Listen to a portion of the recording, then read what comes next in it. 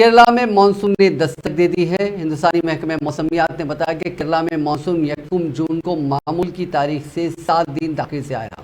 अब ये अगले 3-4 दिनों में कर्नाटक और तमिलनाडु तक पहुंचने का इम्कान है। मानसून महाराष्ट्र और गोवा में 1 हफ्ते के बाद दस्तक दे सकता है। इसके साथ ही शुमाली हिंदुस्तान में इस माह के आखिर में मानसून मुल्क की राजधानी दिल्ली तक पहुंचने की उम्मीद है।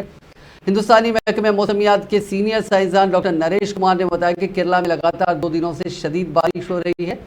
मगरिबी हवा का जोर भी अच्छा है। आज मानसून शुमाली केरला के इलाकों तक पहुंच गया है। इसके अलावा मानसून तमिलनाडु और खलीज बंगाल के कुछ हिस्सों में भी आ चुका है।